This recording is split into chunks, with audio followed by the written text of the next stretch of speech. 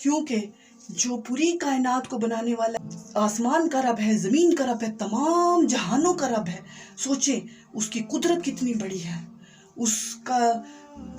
جلال کیسا ہوگا، اس کا قہر کیسا ہوگا۔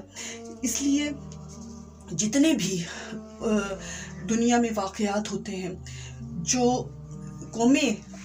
اللہ کی بندگی کو چھوڑ کر غیر خدا کے آگے جھکتے ہیں، جو ہلاکت میں ڈالنے والی چیزیں ہوتی ہیں، جو غیر خدا کو پکارتے ہیں، جو بتوں کی پوجا کرتے ہیں، جو اللہ کے ساتھ اور چیزوں کو شریک ٹھہراتے ہیں، وہ سب کے سب اللہ تعالیٰ کی قدرت کو اور اس کی جو ہے وہ وحدانیت کو، اس کی معبودیت کو تصور کریں